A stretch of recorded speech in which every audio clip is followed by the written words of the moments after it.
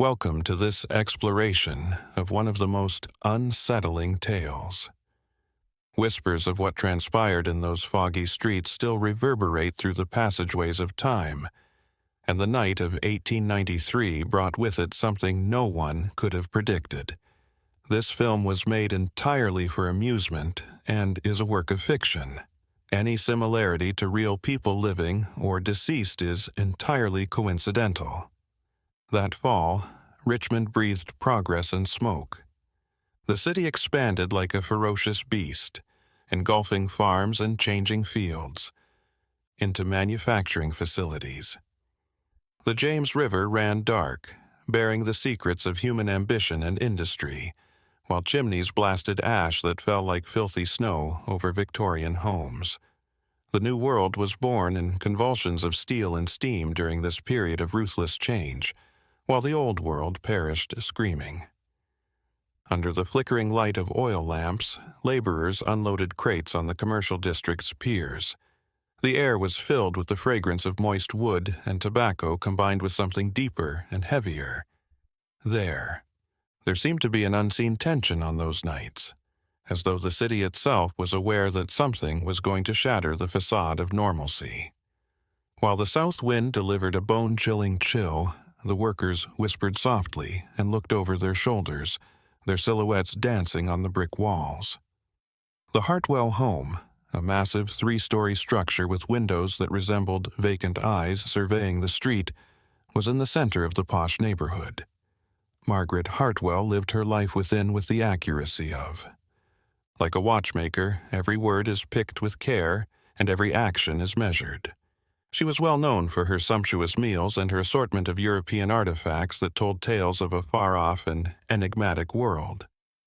However, there was a shadow in her eyes that no one could identify. She carried a burden similar to that of someone carrying a stone in their chest.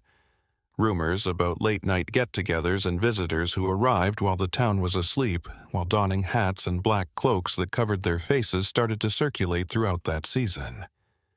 Neighbors conversed of odd lights flickering in third-story windows, noises that didn't seem to originate from well-known instruments, songs that caused dogs to howl, and horses that were restless in their stables.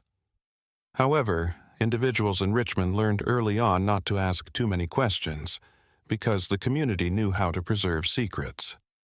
2 years prior, Thomas Blackwood, a physician and graduate of a northern university, had come to Richmond with recommendations that seemed too good to be true and a battered leather briefcase. He practiced in impoverished areas with few questions and fast-killing fevers. His humble home, which was close to Show Cemetery, stood in stark contrast to his elegant demeanor. Pale lights illuminated his office at night, and many who passed by claimed to have overheard discussions in odd languages, words that seemed to originate from regions that were not shown on any map. Margaret and Thomas first crossed paths in public during a charity auction at the Methodist Church in October of that year. The entire town observed the way they gazed at one another, a tacit recognition that hinted at long-standing ties and unseen threads that had been weaved long ago. Their eyes conveyed a different story, one that was written in codes that only they could read, notwithstanding their brief discussion of European art and modern medicine. Something had altered in the air when they parted, as though a door had been opened to a location that ought to have stayed closed. Unease grew over the next few weeks. Merchants reported products: blue glass bottles, antique mirrors, fabrics with particular geometric designs, and other odd objects that consistently vanished from their inventory without a reason. With a tired sigh, the county sheriff submitted the reports, blaming everything on typical thefts. However, he was blind to the secret geometry that connected each episode like points in a dark constellation. Margaret started going to Thomas's office frequently, always by herself and at dusk. She would come in by the side door, moving like a shadow across the empty fall foliage. Trees.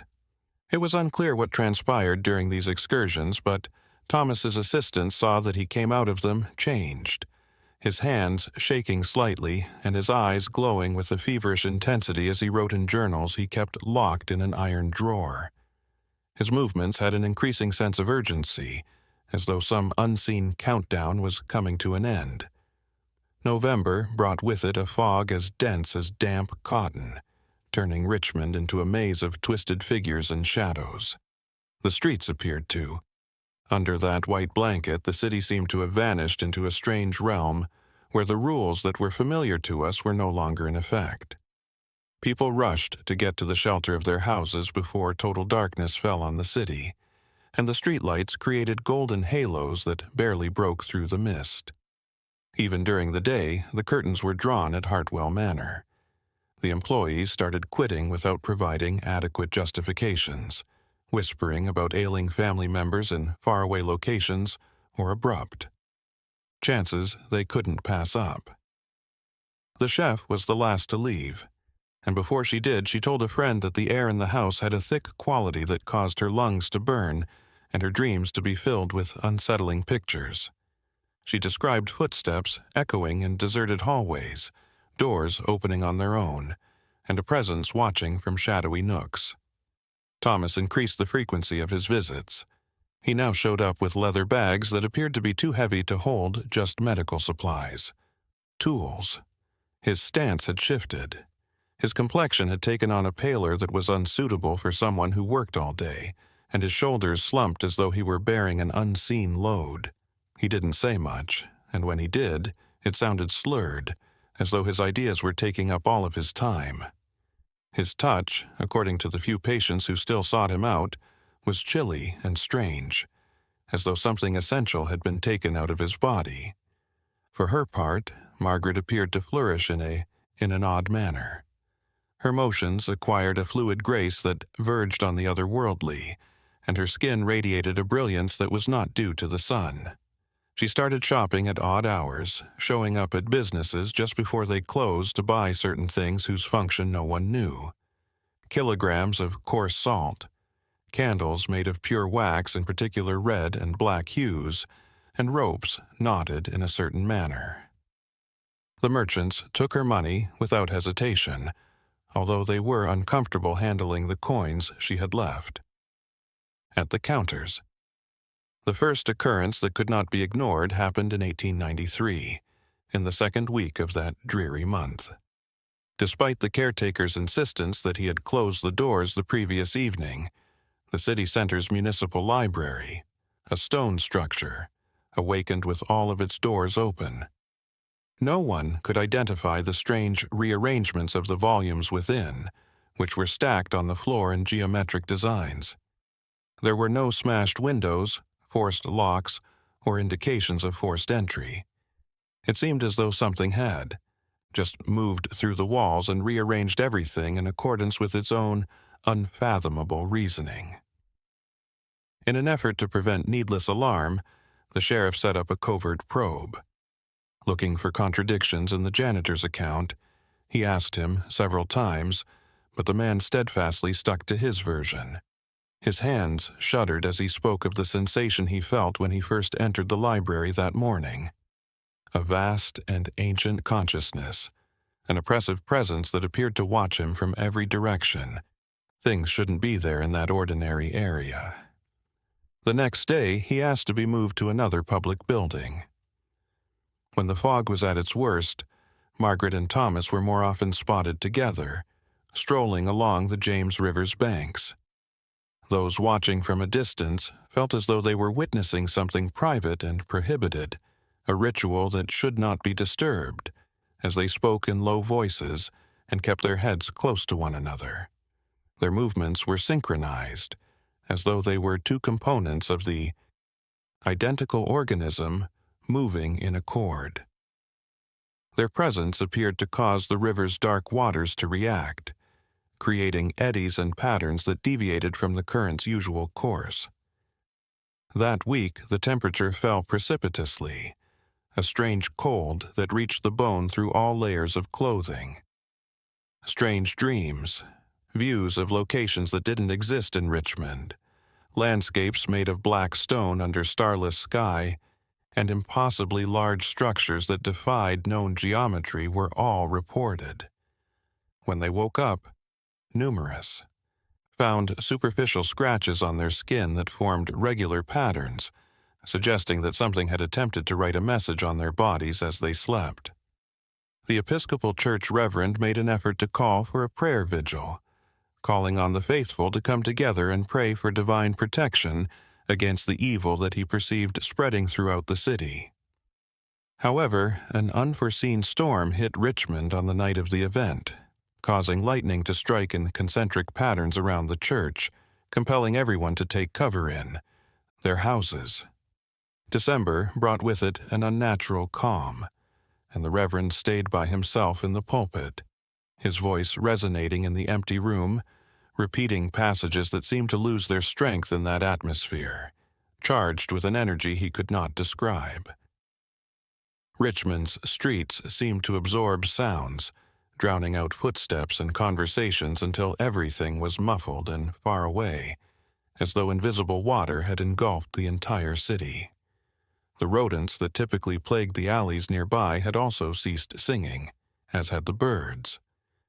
The market appeared to have moved, and anyone who ventured outside after dusk felt the weight of the silence. Hartwell Manor was now more than just a structure. It was a living, breathing entity. During the day, its windows were dark, but at night, anyone who happened to walk by claimed to have seen movement in the curtains, shadows bending into shapes that were not human.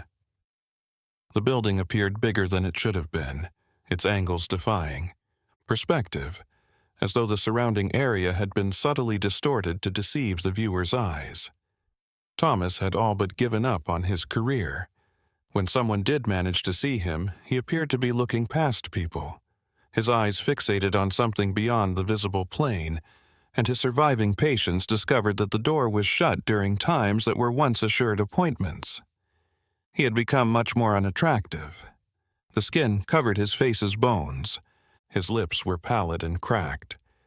He was always whispering something in a language no one understood, syllables that caused the air around him to hum with an uncomfortably high frequency. Margaret, however, appeared to be more than just a person. Her feet hardly touched the snow-covered earth as she moved through the streets with a lightness that defied gravity. She had a way of seeing right through others, as though she could read their innermost thoughts. The women in society who used to be envious and imitated her and now avoided her, making the sign of the cross covertly and whispering prayers their grandmothers had taught them to fend off bad powers as they crossed the street when they spotted her coming. The fountain in the central square dried up entirely in the final days of that dreary month in 1893. All that was left was the hollow sound of the wind passing through the empty pipes as the water that had been gushing for decades just stopped. When the mayor asked plumbers to look into the issue, they came back perplexed, unable to locate any mechanical issues or blockages. As if it had free will, the water had simply made the decision to stop flowing, defying the laws of physics that had always controlled its motion. The parties at Hartwell Manor grew more regular and ornate. In the dead of night, carriages arrived with shrouded persons who hurried through the front entrance, hats with wide brims and veils covering their faces. Although there was no music audible, the closest neighbors reported experiencing vibrations that made. Dust gathers on the furniture in circular patterns, and the window panes tremble. The house itself seemed to be breathing, growing and shrinking in a gradual, intentional rhythm unrelated to the natural environment. At last, the sheriff made the decision to take action.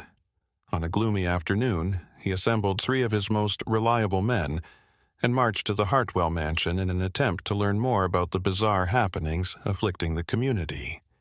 However, nobody answered the door when they knocked. They attempted to push their way in, but the door, which seemed to be constructed of a more durable material than regular wood, refused to move. When they attempted to gaze through the windows, all they could see was complete darkness, an emptiness that appeared to absorb light rather than reflect it. The sheriff, frustrated, put one of his officers to keep an eye on the house all night. Young and brave, the selected deputy was renowned for his perseverance in trying circumstances. With a bottle of hot coffee and a thick blanket, he positioned himself wisely, resolved to record any questionable activity. However, he was discovered dozing off at his position at morning, unable to recall anything that had happened after midnight. His notes abruptly halted in the middle of a sentence, the pen still clasped in his rigid fingers, and he had a terrified countenance that took days to go away. When Thomas was last seen, he was hauling a big, dark wooden chest up the entry stairs of the home. Something was moving and making muffled noises within. Sounds that, depending on who was listening, might have been described as whispering or scratching. Over the top of the steps, he paused and looked out over the deserted street. For a minute, his expression conveyed a sense of remorse, or perhaps a resigned acceptance of a fate he had chosen for himself. That night, the snow started to fall, thick, wet flakes piling up quickly, shrouding Richmond in a white blanket that hid the city's recognizable contours. Between the buildings, the wind howled, conveying noises that didn't originate from any animal or human throat, broken tunes that caused canines to cry in reaction, and people using iron bars to lock their doors. There was no stopping the process that Margaret and Thomas had started, and something was coming to a head, a convergence of forces that had been activated weeks earlier. A quiet that seemed to have weight of its own, a palpable presence that hung over Richmond like a foreboding shroud, greeted Christmas Eve. Families congregated at their houses, although the customary. Celebrations appeared forced and robotic, as though everyone was just following the motions of a meaningless ritual. For no obvious reason, the candles that were lit in the windows flickered. Their flames danced in erratic patterns unrelated to air currents, and the shadows they created on the walls took on shapes that caused individuals to immediately turn away out of fear of recognizing something their minds were not ready to comprehend. That evening, Hartwell Manor sparkled, but not in the cozy, Christmas-like light. Celebrations. It was a bluish, chilly light that came from every window at the same time and pulsed steadily, like an increased heartbeat. The light fluctuated in intensity, growing stronger and then fading, as though the home were living and breathing in a way that defied all natural rules.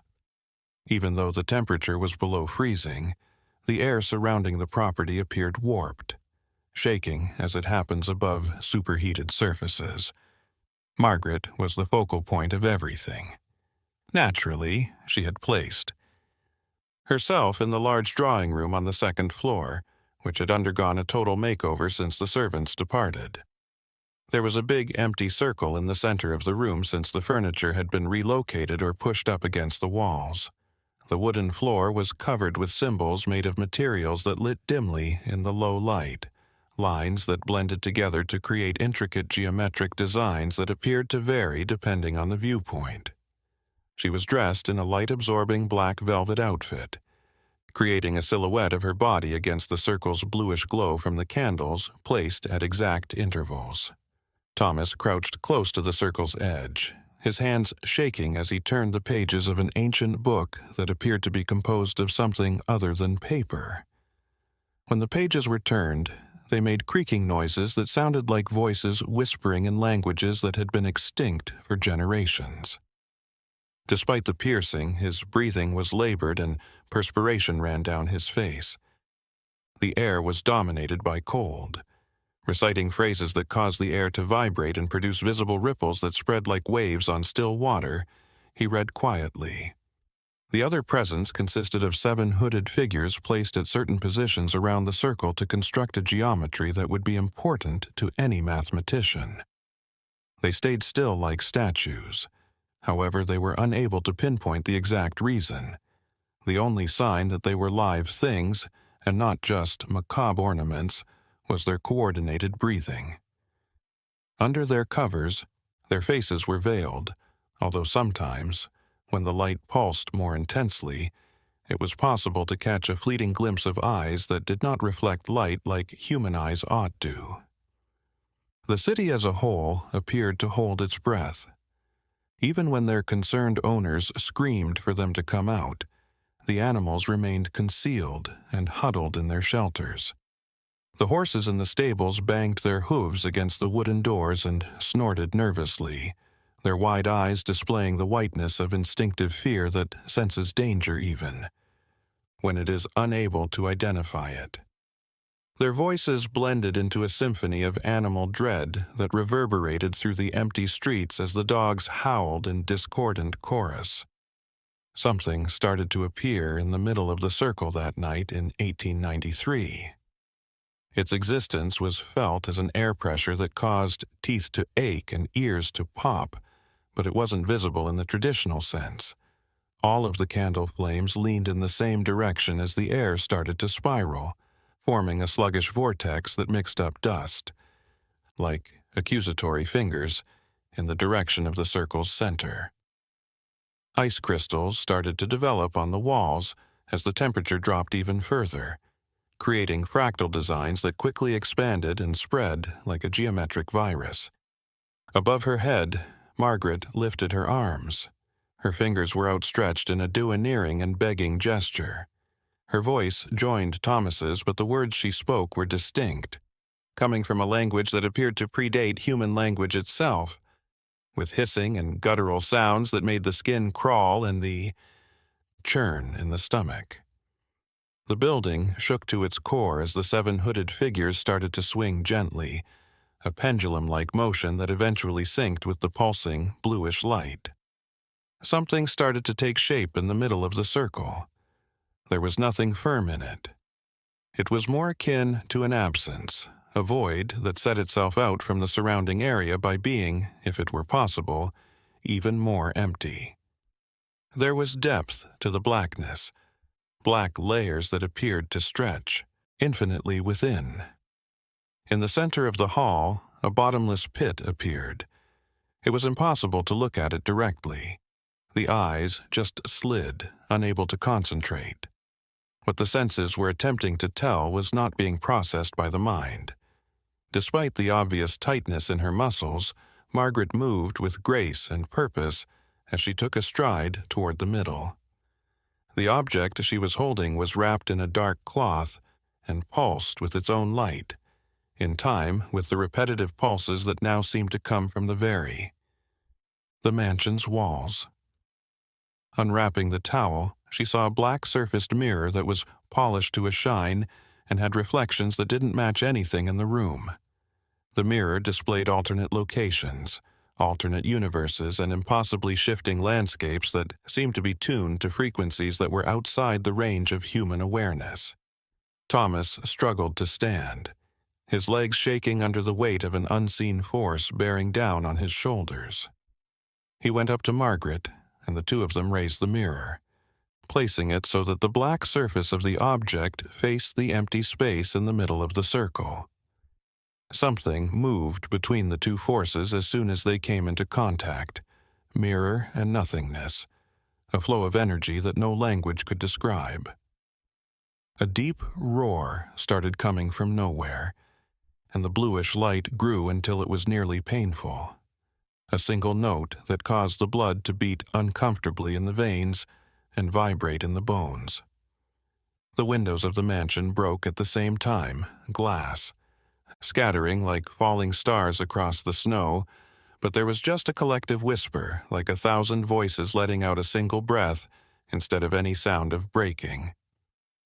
The entire courtyard was illuminated by the bluish radiance that seeped forth, creating lengthy, warped shadows that traveled apart from the purported objects. People were unable to handle the intensity of what they witnessed at Hartwell Manor, so they fled as soon as they woke up and hurried to their windows. Then everything halted as abruptly as it had started. Suddenly, all light went out, leaving the mansion and the streets around it completely dark, deeper than any natural night. The ensuing hush was deafening. People could hear their own hearts pounding in the utter absence of sound.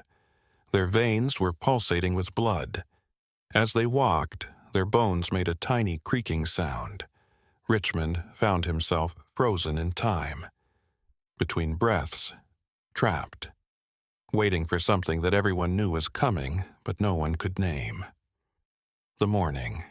The sickly gray light of Christmas Day hardly made it through the dense clouds that had accumulated over Richmond. The city woke up slowly and reluctantly, as though it was afraid of what the day would bring. Unusually quiet for a date that generally brought people out of their homes to see relatives and exchange gifts, the streets were empty. However, on that specific day that year, people were still confined inside, looking at the Hartwell home through partially open curtains, with a mix of fear and intrigue. At first sight, the property seemed undamaged, but there was a serious problem. The angles weren't quite correct, as though the building had been moved a few centimeters in a direction that didn't exist on any known compass. Though they looked to breathe very imperceptibly, the walls held their shape, expanding and contracting at a rate that was not synchronized with the wind or any other discernible outside force. The front, the garden, which had previously been carefully maintained, now had plants that had grown out of control overnight. Their branches were twisted into shapes that suggested disrupted movements, as though they had been petrified during a frantic dance. Around noon, the sheriff plucked up the nerve to approach with 4 men holding weapons in shaky hands. They moved carefully through the nighttime snowfall, leaving deep imprints that appeared darker than they actually were, as if the surrounding snow, something else than frozen water, had seeped into the mansion. They felt as though they were going against an unseen stream that was trying to force them back with every step they took in the direction of the front door. Its old hinges wobbled a little, and the door was ajar, releasing a steady creak that sounded almost like laborious breathing. The group entered the dim entryway once the sheriff fully opened it, their flashlights creating circles of yellowish light that appeared feeble and ineffectual against the... There was darkness all around them. Inside the house, the air was heavy with a fragrance that none of them could exactly place a combination of corroded copper, wilted flowers, and ozone following an electrical storm. There was a thin film of something that wasn't quite dust covering the furniture, but it was all in its proper place. It looked smoother and more glossy, as though tiny crystals had formed on all of the surfaces in a single night. The substance vanished into thin air when touched, leaving just a metallic taste in the mouth and a chilly feeling on the fingers. Mouth. The faces in the portraits appeared to follow the party as they moved through the house, their eyes subtly adjusting to keep eye contact, while the paintings on the walls were slightly blurred, as if they had been seen through frosted glass. Margaret had prepared the big second-floor hall just as they found it, but it was now empty of people. The symbol circle continued to glow dimly on the ground, pulsating erratically like a dying heart. The candles had melted all the way through, creating pools of wax that had frozen into odd shapes that seemed like tiny organs, cells, or organic objects preserved in translucent resin. There was now only a perfectly round area of complete darkness on the wooden floor in the center of the circle, where the emptiness had appeared the night before, as if light would just not get there. On the day that was supposed to be a celebration in 1893, the police investigated every room of the mansion and found nothing. Traces of the 7 hooded people, Margaret or Thomas, the feeling of their presence, ghostly vibrations that appeared to linger in the air like a persistent perfume, was all that remained, as if they had just vanished. Their personal items were carefully arranged, and their clothes were put nicely on the mattresses, but there were no indications of a struggle, a hurried departure, or any plausible reason for their disappearance. The sheriff discovered a black-bound diary in Margaret's room. Leather.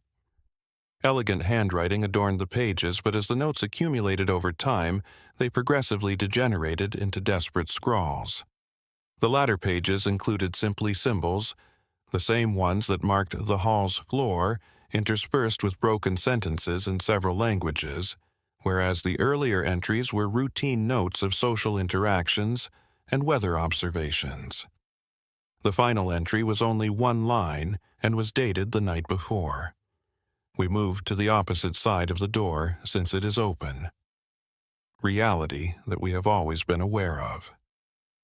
Both the antique book Thomas had consulted during the ceremony and the black-surfaced mirror were gone. However, there was a trace on the wall where the mirror should have been, a perfect rectangular outline where the paint appeared to have been scorched or discolored by contact to anything other than traditional heat. The sheriff felt a slight suction as he touched that spot, as though something on the other side of the wall was attempting to draw him through the solid surface. And he swiftly backed away, rubbing his palm against his pants while displaying a barely concealed look of disgust. They discovered an improvised library in the basement, reachable via a little spiral staircase. Every wall had been adorned with shelves that held books in a variety of bindings, some of which were obviously ancient, and others of which seemed nearly brand new. The titles were written in alphabets that did not match any known writing system and in languages that none of the men could identify. While some novels had a noticeable warmth to them, others were chilly. Touch, and each one vibrated a little when grasped, giving the impression that something living was imprisoned between the pages. A big table covered in maps and diagrams stood in the middle of the basement. Instead of maps of actual locations, these were depictions of intangible ideas and impossible geometries that were painful to the eyes to look at for extended periods of time. Handwritten notations filled the margins with calculations that combined traditional mathematics with symbols, and lines connected locations that appeared to hover above the paper's surface. Things that appeared to have been created especially for that use. Margaret and Thomas appeared to have been charting a path across dimensions that existed parallel to everyday reality rather than a physical location. Over the next few days, an increasing strangeness descended upon Richmond like a second skin. The city attempted to return to its regular schedule, but every action had an artificial feel to it, as though everyone were performing in a badly rehearsed play, imitating well-known movements without fully comprehending them. Street conversations were short and shallow. Everyone cautiously refrained from discussing what had transpired at the Hartwell mansion, as though doing so could somehow reverse its truth. The property was still unoccupied, but not in the conventional sense. There was a consciousness that peered through the dark windows, a presence that stayed in those quiet rooms, and anyone who approached too closely felt its weight pressing against their mind, inaudible murmurs forming directly in their ears rather than in their ears. Ideas, boards, and shackles were used by the authorities to try to block the entrance, but each morning they discovered the materials carefully stacked next to the door, taken by invisible hands during the night. Subtle adjustments started in January 1893. Little things that everyone noticed on a profoundly instinctual level, but that no one could precisely identify. Even when the sun was in its proper position in the sky, shadows fell at slightly different angles than they should have. Home clocks started to go out of time, a few. People experienced temporal disorientation, feeling lightheaded and perplexed about how much time had truly passed, while some accelerated and others slowed down, but never consistently. The Reverend called on the faithful to assemble in front of the residence with candles and prayers in an attempt to arrange a purifying ceremony. However, as the company assembled, all of the candles' flames extinguished at once without a wind, and everyone in attendance felt a sense of weight weighing down on their shoulders until several of them fell. Unable to handle the imaginary weight, they fell to their knees. The Reverend persisted, raising the volume and intensity of his voice. However, his words started to sound warped, reverberating in a different way, as though the air itself were rejecting his message and changing it back into something that was completely different. Things went on inside the mansion without any human witnesses. Furniture was rearranging, according to the few who ventured to look through the windows and overcome their paralyzing terror. Itself moving fluidly in exact geometric shapes over the floor. Sometimes shapes moved in the mirrors, reflections that didn't match anything in the rooms, silhouettes of people who might not have existed in the traditional sense or who now lived in a space between existing and not existing, and the curtains rippled in imaginary breezes. The sheriff established observation shifts and remained vigilant to make sure the mansion was constantly under monitoring. However, the men who were given this assignment returned shaken and unable to explain what had upset them. They talked about having thoughts that weren't their own, creeping into their heads and feeling like they were being observed back. Peculiar notions, and notions that were out of place in the typical human mind.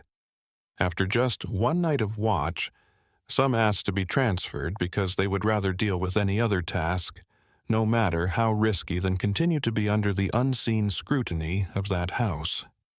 Wintertime strengthened its grip on Richmond, bringing with it a record-breaking cold that no one could find anywhere. The snow fell in odd patterns, building up more densely in some places while remaining entirely clear in others, forming patterns on the urban ground that, when viewed from above, formed identifiable symbols, the same ones that marked the hall floor of the mansion. Due to a primitive sense that forewarned against damaging these formations, people started to avoid stepping on them and made intricate detours in their everyday walks. Those cold stains. The first account of someone seeing Margaret surfaced in February. A woman claimed to have passed her on the intersection close to the cemetery after arriving late after seeing a sick friend. Margaret looked translucent, as though composed more of mist than flesh, even though she was dressed in the same black dress from the night of the ritual. She turned to face the witness, her eyes glowing with a light that didn't come from any outside source, and she grinned in a way that didn't show warmth or familiarity, but rather something. Like a scientist looking at an insect through a glass, closer to distant curiosity.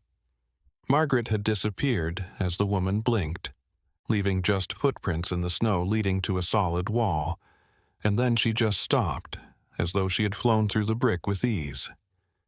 Additionally, Thomas, or something similar to him, was mentioned. A pharmacist who was working late at his shop noticed a figure standing on the other side of the window, looking intently at the interior of the store. As soon as he identified the absent physician, when the pharmacist opened the door to call him, he discovered that the street was deserted. There was no indication that anyone had been there moments earlier, and there were no footprints in the new snow. However, the impression remained, the sensation of being watched by something that had learned to imitate human form but was unable to completely capture the essence that gave that form its true life, using Thomas's appearance as a mask. During the night, noises emanated from the mansion. They weren't the sounds of animals living in the vacant rooms or of structural deterioration. They were broken melodies, fragments of music performed on instruments not found in any earthly orchestra that did not belong to any known composition. Those who listened experienced nausea and disorientation for hours after being exposed to the sounds, which soared and sank in scales that damaged their ears.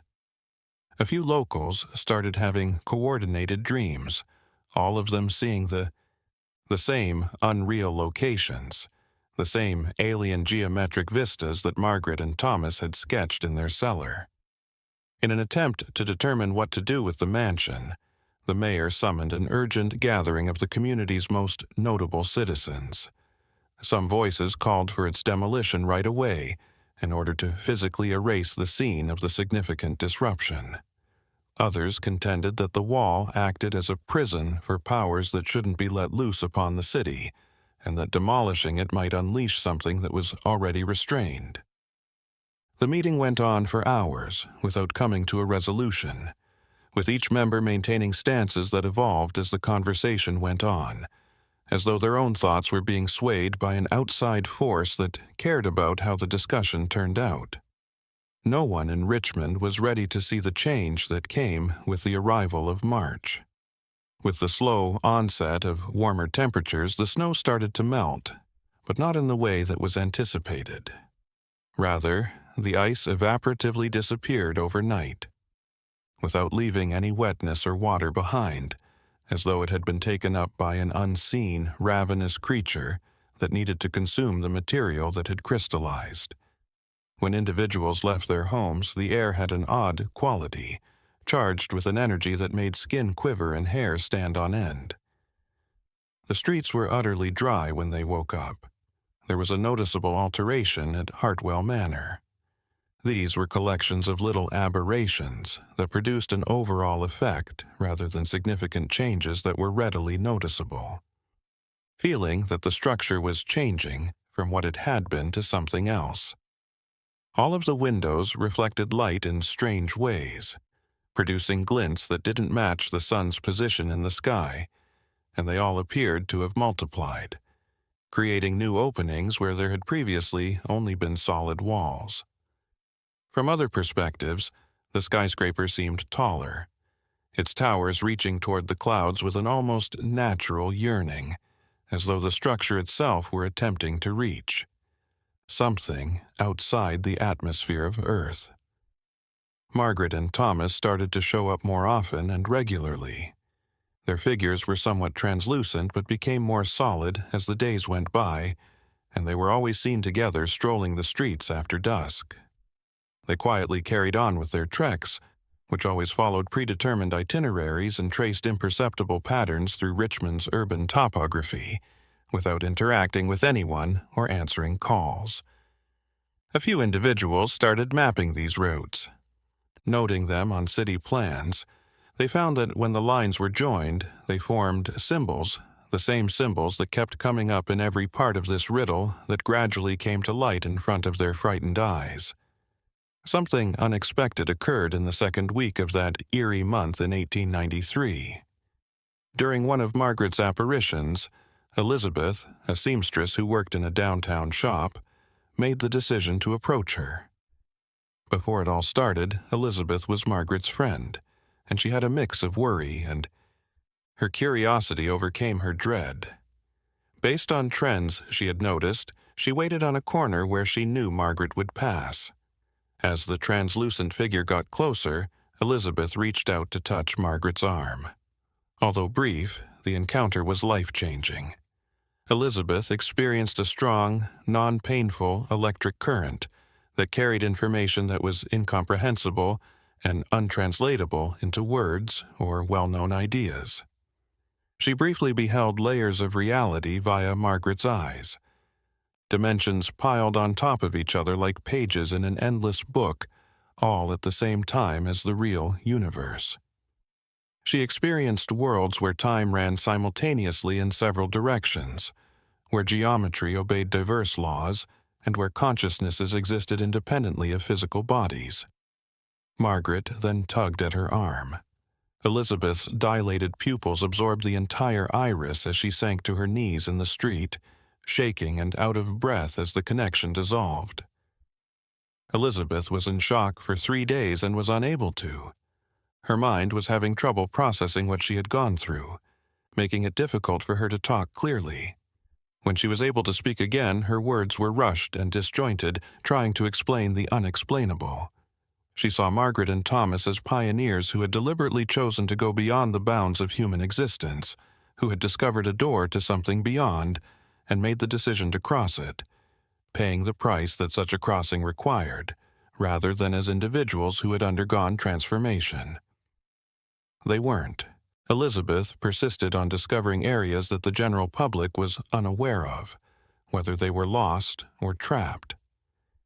Richmond was deeply but discreetly split by this news. Some believed that Margaret and Thomas were lost souls who needed to be saved in some way, victims of forces they didn't comprehend. Some started to perceive them as something unusual, possibly as visionaries who had made an evolutionary move that the majority of people weren't yet prepared to make. Some even had a secret jealousy, an obsessive interest in what was behind the door they had opened. In order to comprehend the symbols and replicate the patterns that had been employed on that fatal December night, these people started to covertly assemble and form a group that studied the writings left in the mansion. When the sheriff found out about these gatherings, he attempted to halt them but was unable to do so. They were only gathering to exchange views and weren't breaching any laws, but, despite how unsettling they might be, he was hesitant to press too hard because of a gleam of resolve, or perhaps even fanaticism in their eyes. He chose to use covert monitoring, recording who attended these gatherings in the hopes that interest would eventually wane, since he was afraid about inciting martyrs and transforming curiosity into a formal movement. However, interest did not wane. Conversely, it increased gradually as more people described bizarre encounters, vivid dreams that looked. Moments of heightened awareness where they had a fleeting sight of the underlying layers of reality. Sensations of an unseen presence observing them with what may be perceived as approval, or perhaps simply cold, scientific inquiry, were more real than waking life. In Richmond, the distinction between the paranormal and the normal was becoming more hazy, and people were starting to wonder which side of the line they really wanted to be on. An unofficial pilgrimage site was established at the mansion. At dusk, people would arrive, just standing in front of the iron gates, taking in the tense mood that pervaded the area. In an attempt to communicate with whatever was beyond those walls, some people brought offerings that they placed on the entrance steps. These may be personal goods or items with symbolic importance for them. The contributions vanished throughout the night, received by something that lacked physical hands to take them, rather than being stolen by robbers or animals. The Reverend became more stern. His sermons, cautioning against the temptation to pursue knowledge that is beyond human comprehension. He referenced old texts about structures constructed to attain the sky and the terrible results of such hubris. However, his comments had less and less impact, reverberating in a church that was becoming increasingly empty, while alternative gatherings drew an increasing number of attendees who were yearning for explanations that went beyond the obvious. Weary of existing in a society where boundaries appeared to be inexorably growing, exposing horizons that were before unseen. The 7 hooded figures who had taken part in the ceremony started to return one by one in various places across the city in April of that year of transformation. They remained silent. They didn't communicate. They just stayed in certain places for different lengths of time before disappearing once more. They created a different geometric pattern when their locations were noted on a map. This time, one that precisely matched Margaret and Thomas's ancestry, had adopted their ghostly strolls. The entire city seemed to be gradually being turned into a 3-dimensional representation of something bigger. This ritual, which had not concluded that December night, was still taking place on an urban scale, with Richmond as a whole serving as the developing canvas. The seasons started acting strangely. There was no consistency in the weather patterns. Days of extreme heat were followed by frigid mornings. The city's botanical gardens flora both flourished and wilted in, sped up cycles, finishing tasks that would often take months in a few days. Strange actions were displayed by domestic animals. Cats spend hours looking vacantly at empty corners. Dogs won't go on some streets.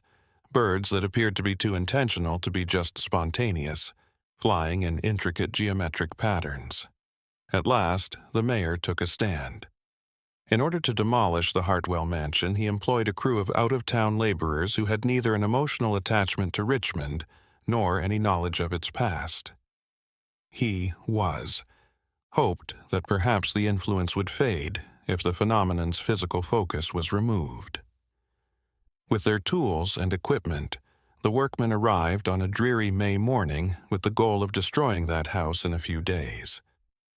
But there was a surprise as the first pickaxes hit the outer walls. Instead of striking brick and mortar, the instruments merely ricocheted as though they were striking tough metal. The workmen experimented with various techniques and angles and increased their force, but the end outcome was always the same. It was now impossible to enter the mansion. Its substance changed into something that was impervious to physical devastation. Despite being given double money, the workers left after 3 days of unsuccessful attempts because they were terrified of something they couldn't quite put their finger on. Like a living, breathing entity, summer arrived in Richmond, bringing with it a heat that seemed to come from somewhere far below the surface of the planet rather than the sun. The streets were visible. Heat waves warped the atmosphere, producing mirages that revealed not just reversed projections of reality, but also hints of other locations, possibly parallel dimensional copies of Richmond.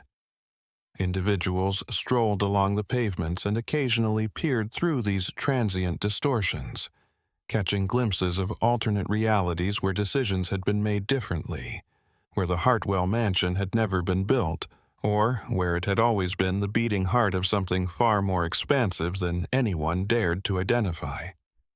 It was no longer possible to ignore or justify the city's metamorphosis.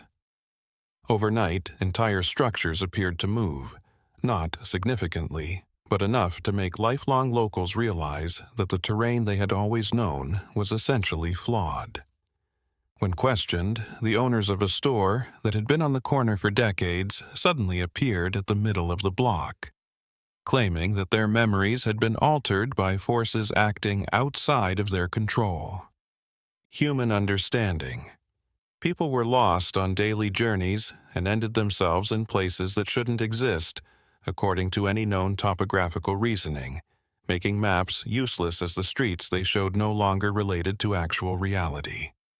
With the exception of one important aspect, Margaret and Thomas could now be seen at any time of day, not just at nightfall, as their forms grew more solid until they were nearly identical to regular people. They don't create any shadows, not even under. The brightest midday sun. They strolled hand in hand through the altered streets, grinning a little as they spoke in hushed tones that only those nearby could hear, even though their words were not entirely coherent. Concepts that did not easily fit into human vocabulary, sentences that appeared to start in one language and finish in another. They appeared to be utterly alien, residents of a conceptual realm that bordered the real world but was unconstrained by it, rather than menacing or malevolent. Regulations. The seamstress who had touched Margaret, Elizabeth, started to have increasingly intricate and precise visions in June 1893. Every week, dozens of people came in a leased hall on the east side of town to hear her stories and attempt to interpret them as a group. Elizabeth described an energetic structure that had always been, but that the majority of people was unaware of, a network, a web of unseen connections that connected all sentient humans, not just in Richmond but all across the world. The city as a whole was being forced to awaken to layers of reality that were often hidden, because Margaret and Thomas had learned to see and control this network, and their altered presence in Richmond was slowly bringing it to the attention of others.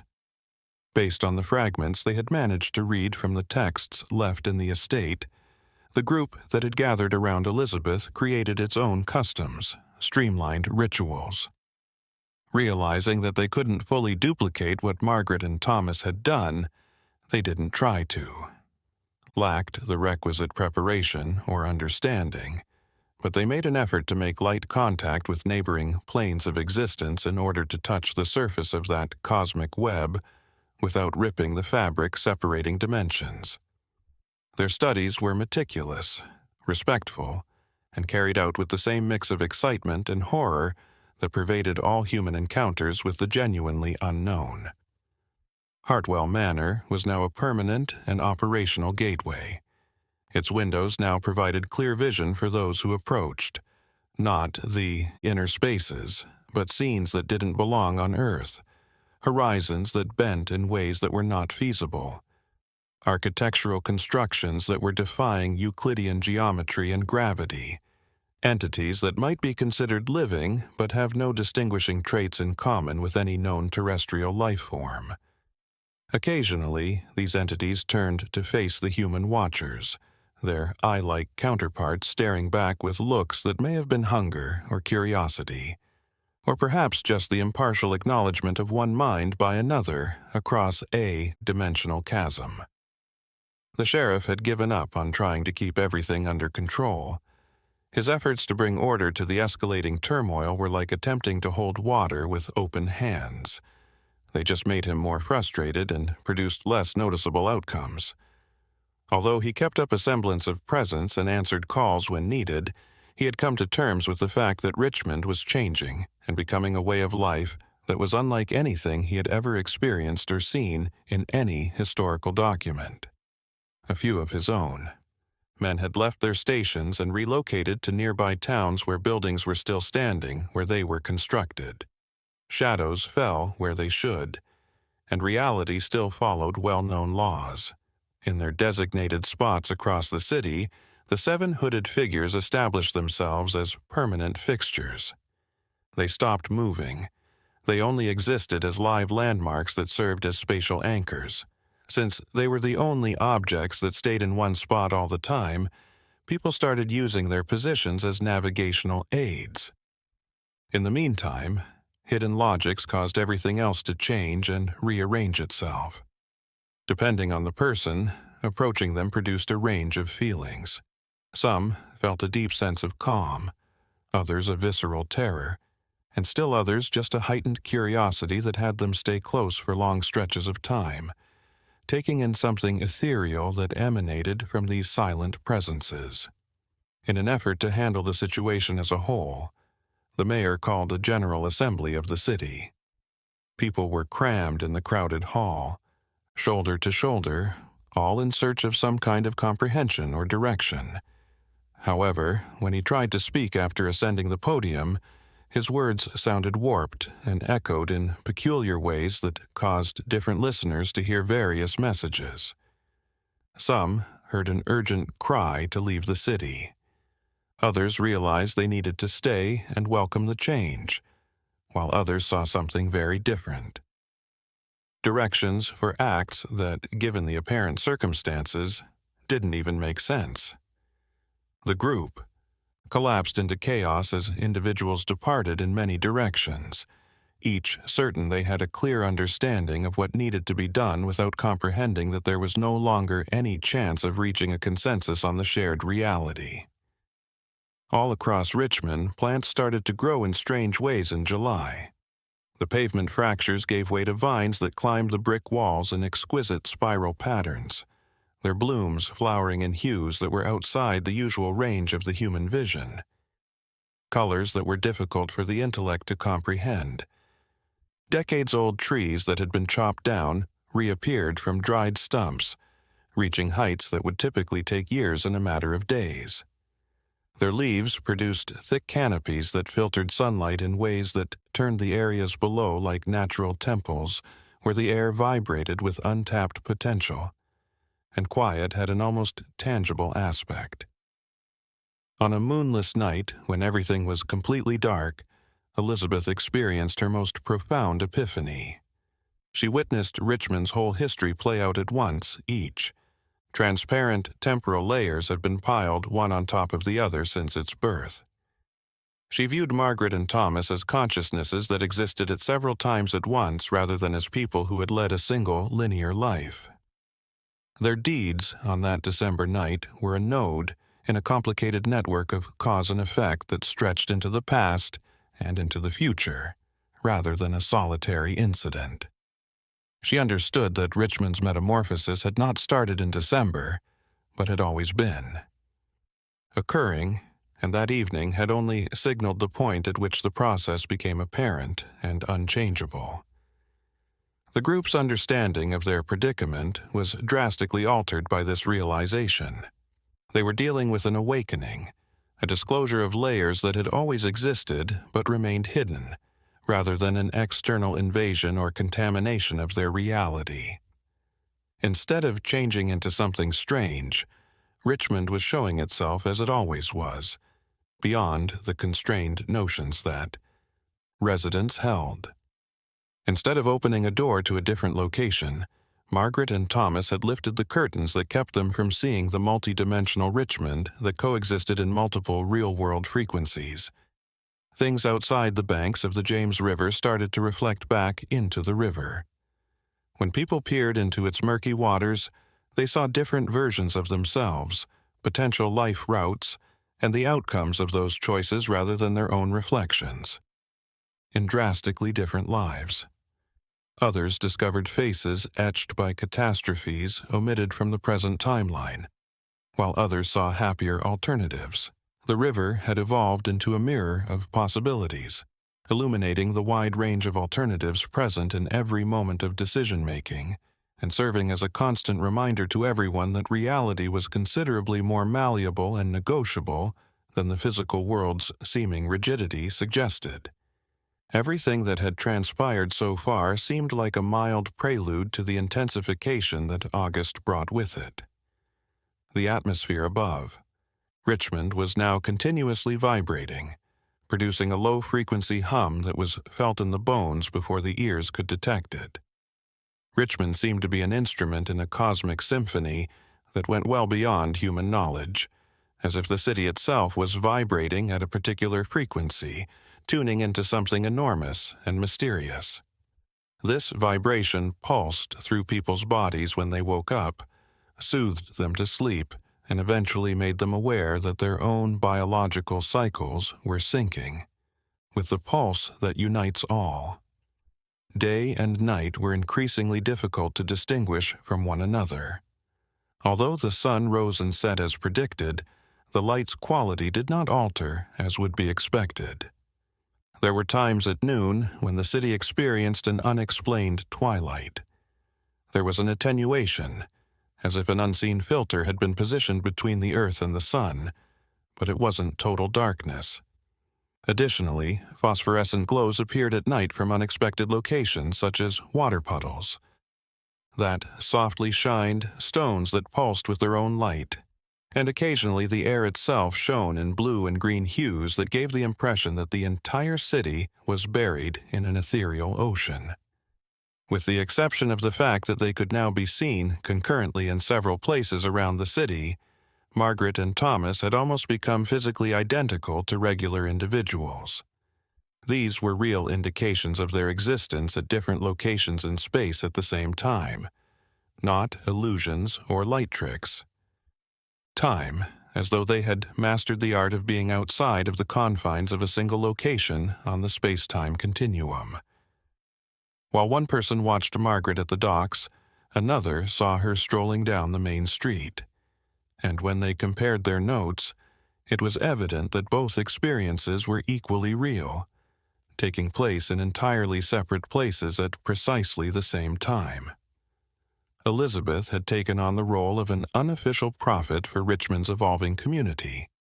She asserted no unique power or supreme knowledge, but her perceptions grew more profound and cohesive, exposing linkages and patterns that aided others in navigating the shifting reality they now lived in. During that pivotal month, she had one of her most profound realizations. Everyone in Richmond was being given a choice that operated at deeper layers of the psyche, rather than being conscious or explicit. The decision was to either stay rooted in the constrained conceptions of consensual reality or broaden to include the deeper levels that were emerging. Even unintentionally, those who opted for expansion started to become more aware.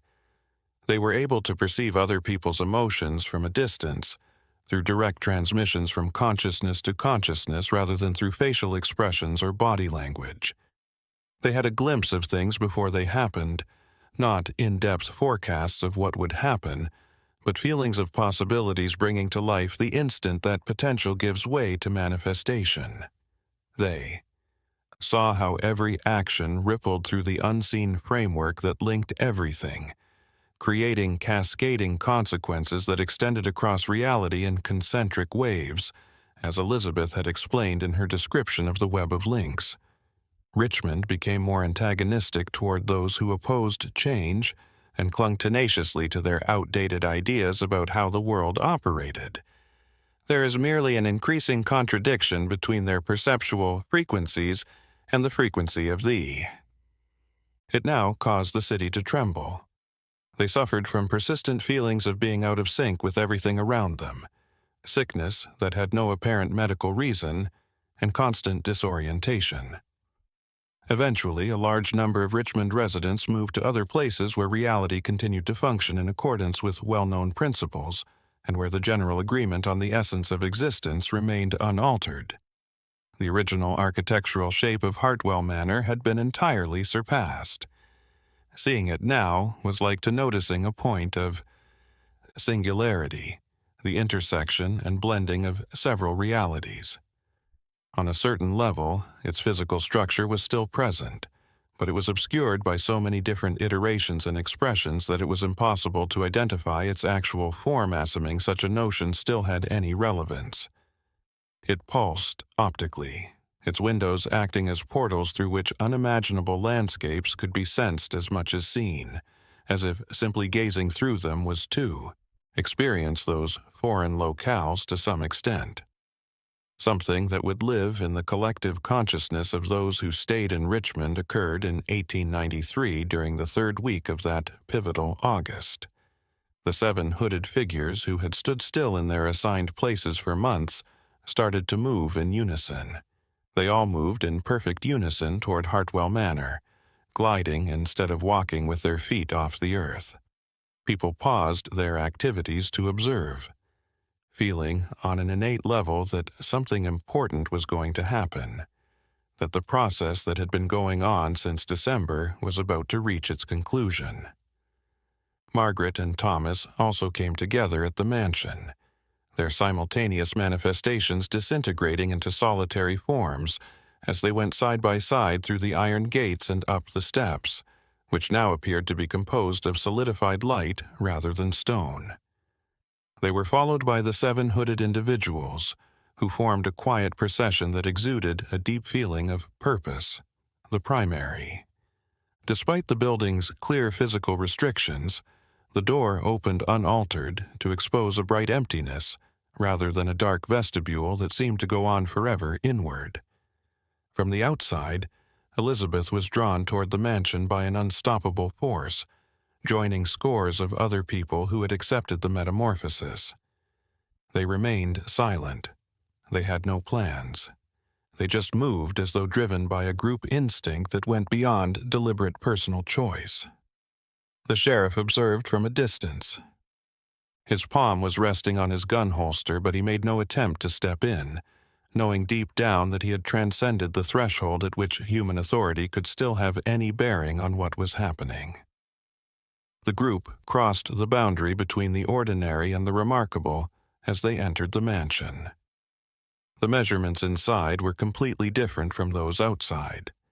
It was a huge room with walls that curved in ways that were not imaginable in conventional Euclidean topology, a cathedral of light and impossible geometry, Margaret as well as. With their forms now fully merged with the broader reality they inhabited, Thomas waited in the center, grinning with a calm that came from a full comprehension of their role in the larger cosmic order. It is challenging to explain what transpired next in terms of traditional linear terminology. Everyone in attendance was able to perceive reality from a collective viewpoint as a result of the momentary disintegration of individual boundaries and the merger of consciousnesses rather than bodies. They simultaneously felt and saw via innumerable eyes. Briefly grasped the expanse of existence through countless centers of observation, in a way that fully transcends the constrained human point of view. It was both liberating and overwhelming at the same time, though it also exposed possibilities that broadened the definition of what it meant to be alive and conscious. Thai's journey into infinity questioned the boundaries of sanity. Truths were communicated through direct comprehension throughout that shared experience rather than through words. Richmond's metamorphosis was not exceptional, but of a more extensive trend taking place in several parts of the planet. Waking places where the curtain between realms was beginning to thin, setting humanity up for an impending evolutionary shift. In addition to being pioneers, Margaret and Thomas acted as catalysts, quickening a process that would eventually affect everyone, whether they liked it or not. As the experience came to a conclusion and each participant's consciousness returned to its unique form, they discovered that they were outside of the mansion, the sun rising over a Richmond that appeared to be both fundamentally changed and unchanged at the same time. They had memories of the merging, but they were already starting to fade and were too big for the human mind to properly hold. What was left was a feeling of deep connectedness to the wider universe and to each other, a conviction that they were essential components of a global consciousness that pervaded all existence rather than being isolated or unimportant. Thomas and Margaret did not come out with the gang. They had made the decision to stay more fully submerged in the enlarged reality, acting as guides and anchors to that transitional area between the transcendent and the human. Even though their forms could still occasionally be seen through the mansion's windows, or while strolling through the streets at late hours when reality was more fluid, it was now understood that they were not lost or trapped, but rather willingly taking on a role that few people had the guts or capacity to play. In the months that followed, Richmond had a peculiar equilibrium. The city had adapted to a new way of life, a transitional condition between the everyday world and something much larger. The changes slowed down and became a part of the local way of life, yet they did not entirely cease. Similar to how the seasons come and go, bringing with them the anticipated changes that are always slightly different with each cycle. People had become accustomed to living in a world that was always changing. Without knowing, they would awaken. When they opened their windows, they would see precisely which version of Richmond they were looking at. However, this stopped causing surprise or even alarm. In the same way that one accepts rain or wind, it had simply been the nature of things. On certain days, the city appeared nearly normal, with its streets following the well-known topography and its buildings remaining sturdy and unchanged. On other days, everything appeared to be constantly changing, with different realities appearing to shine through one another like spectral overlays. Manor Hartwell continued to be the pulsating heart of this new Richmond, a lighthouse emitting potential everywhere. It was now viewed as a doorway, an entryway for those who were daring or inquisitive enough to venture beyond the accepted bounds of perception, rather than as a haunted or deadly location. Some people went there frequently in search of enlightenment, or just because they were pulled to something they couldn't identify. Others chose to stay well away from what it stood for and shunned it entirely. Additionally, both decisions were respected without passing judgment. Thomas and Margaret were incorporated into the living mythology of the city.